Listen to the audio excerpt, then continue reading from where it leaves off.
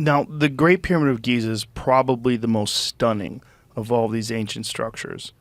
And the stones are immense, and some of them were cut from a quarry that's hundreds of miles away. When we think of ancient architecture, our minds often go straight to massive pyramids, sprawling ruins, and mysterious stone circles that seem to defy explanation. From the Great Wall of China to the colossal pyramids of Egypt, these marvels of human ingenuity continue to capture our imagination. But some structures go beyond mystery, they challenge our very understanding of ancient engineering. Today we're looking at ancient structures so advanced, experts argue we couldn't replicate them with ease even now. Gobekli Tepe. And to say that Gobekli Tepe was created by hunter-gatherers, well, I'm sorry, that's just a theory. That's not a fact. It doesn't seem very you have a reasonable sophisticated either. site with astronomical alignments, with hundreds and hundreds of megalithic pillars weighing up to 20 tons each, the world's first perfectly aligned north-south building, which you can only do with astronomy. It's not enough to say, oh, they were just hunter-gatherers. There was something extraordinary. Stones from a half a mile away. Yeah. I mean, there's some serious sophistication. And that we have absolutely no idea who built it, how, or even precisely when. All we know is that it was buried approximately 11,600 years ago, and possibly intentionally, leading many to theorize that it could be a time capsule of some kind. Located in southeastern Turkey, Gobekli Tepe predates Stonehenge by an astounding 6,000 years and challenges long-held beliefs about the timeline of human civilization. This massive site, often dubbed the world's oldest temple, was constructed around 9000 BC, during an era when humans were still primarily hunter-gatherers. Yet it features a series of T-shaped limestone pillars towering up to 30 feet tall, some weighing up to 20 tons. The sheer size and scale of these monoliths raise a crucial question. How did early humans, with no metal tools or evidence of agriculture, organize such an effort? Archaeologists believe the stones were carved using simple flint tools and then transported and erected using sheer manpower, a feat that seems almost inconceivable for that time period. Even more intriguing is the symbolic and ceremonial nature of Gobekli Tepe. There's no evidence of domestic habitation, no hearths or permanent living quarters nearby, suggesting it was a sacred space dedicated entirely to ritual. Hypogeum of Hal-Saflieni. The Hal-Saflieni Hypogeum, that has been inscribed in the World Heritage List since 1980, is best known as a Neolithic cemetery contemporary to the megalithic temples. It is also well known for the unique red ochre paintings that decorate the walls and ceilings in some of its rooms.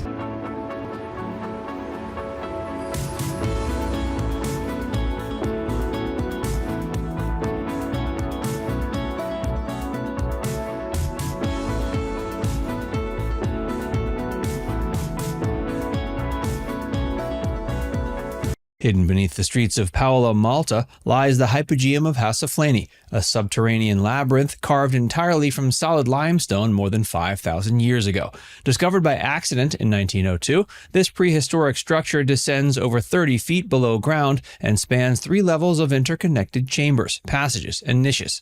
What makes the Hypogeum truly remarkable is that it was created using only rudimentary tools like antlers, chert, and flint. Yet the design incorporates architectural features such as lintels, false bays, and even corbelled ceilings that mimic above-ground megalithic temples. It demonstrates a deliberate and highly advanced understanding of structural design by its Stone Age builders.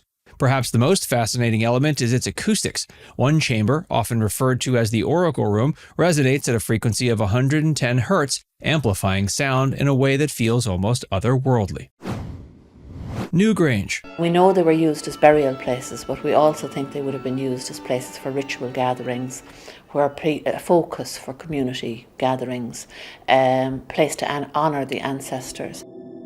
In Ireland's Boyne Valley stands Newgrange, a 5,000-year-old passage tomb that predates both Stonehenge and the Great Pyramid of Giza. Measuring about an acre in size and covered by an estimated 200,000 tons of stones, Newgrange exemplifies Neolithic engineering on an astounding scale. The central passage, 60 feet long, leads to a cruciform chamber that remains completely waterproof to this day, a feat of construction that even modern builders would find difficult without advanced sealing techniques. Surrounding the mound are massive standing stones, some etched with intricate spirals and geometric designs that remain a source of mystery. Newgrange's most stunning feature is its precise astronomical alignment. During the winter solstice, sunlight penetrates a roof box above the entrance and illuminates the inner chamber, a phenomenon lasting just 17 minutes each year. The Great Pyramid of Giza.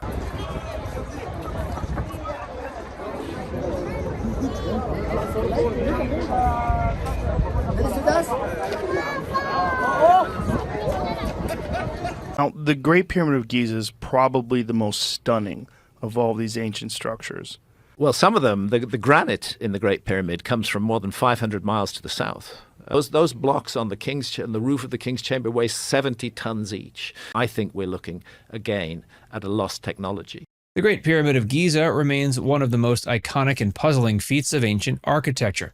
Built around 2560 BC for Pharaoh Khufu, it originally stood at an awe-inspiring 481 feet and held the title of the tallest man-made structure on Earth for nearly 4,000 years. Constructed from 2.3 million limestone and granite blocks weighing between 2 and 30 tons each, the pyramid required an estimated 800 tons of stone to be precisely placed every day over 20 years. Some of the granite blocks in its inner chambers were quarried from Aswan, over 500 miles away, raising questions about the logistics of transporting such massive stones without advanced machinery.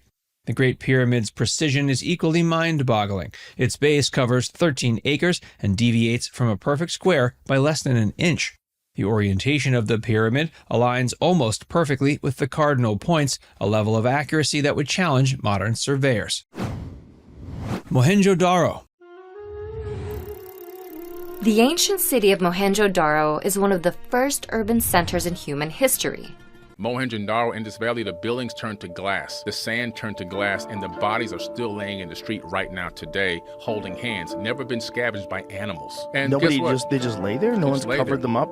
While not as visually imposing as a pyramid, Mohenjo-Daro's sophistication lies in its urban planning. Built around 2500 BC in the Indus Valley, this city covered 300 hectares and housed approximately 40,000 people. Its streets were laid out in a precise grid pattern with multi-story homes constructed from uniform fired bricks. Public buildings, such as granaries, assembly halls, and an elaborate citadel, indicate a highly organized civic structure capable of managing a large population. One of Mohenjo-Daro's most advanced features was its water management system. The city boasted reservoirs, wells, and an extensive network of underground drains, many of which connected directly to individual homes. This level of sanitation, complete with covered sewers and bathing areas, was unmatched in the ancient world and would not be seen again in many places until modern times. The Great Dam of Marib.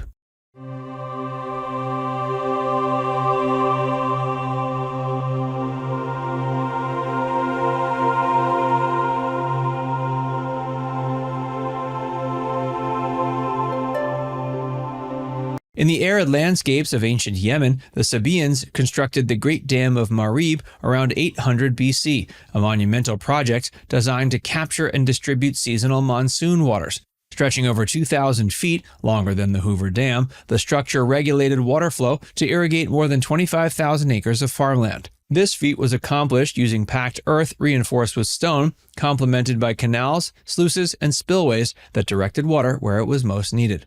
The dam's longevity is particularly impressive. Despite natural disasters and centuries of wear, the Great Dam of Marib remained operational for over a millennium.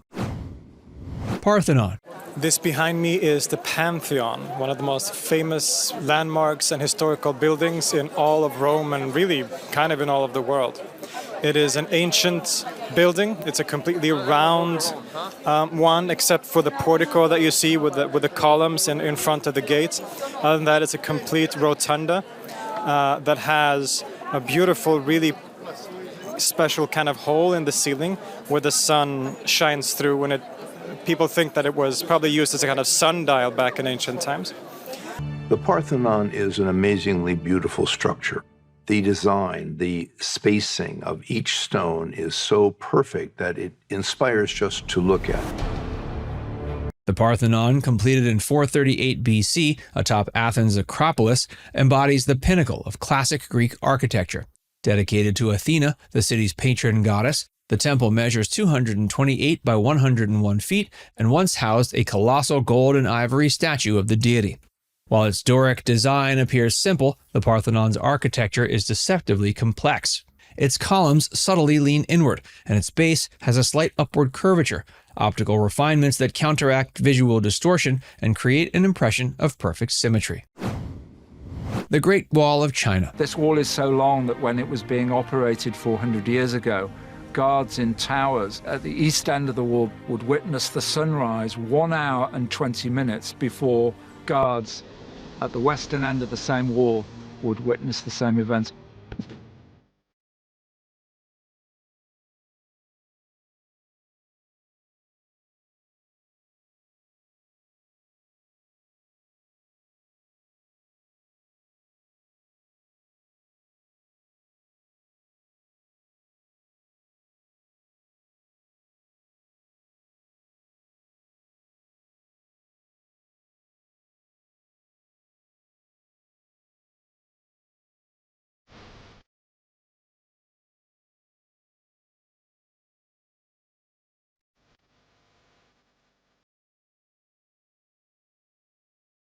The Great Wall of China, initiated under Emperor Qin Shi Huang in 221 BC, represents the largest man-made structure ever built. Stretching thousands of miles across rugged terrain, it was constructed from a mix of tamped earth, stone, and later brick, with watchtowers strategically placed for surveillance.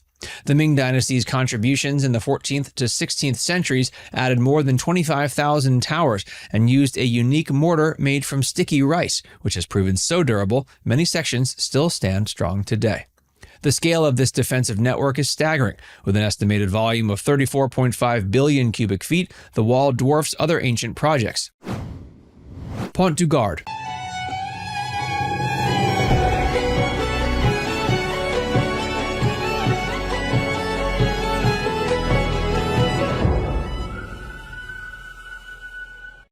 The Pont du Gard reminds us that throughout the ancient world, aqueducts were stone flags heralding the greatness of Rome.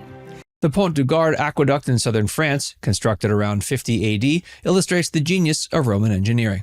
Standing 160 feet high and nearly 900 feet long, this three-tiered structure transported water over 30 miles to supply the city of Nimes with an estimated 108 gallons per person daily. Remarkably, it was built without mortar. The massive limestone blocks were fitted so precisely the structure has endured for nearly 2 millennia. Colosseum.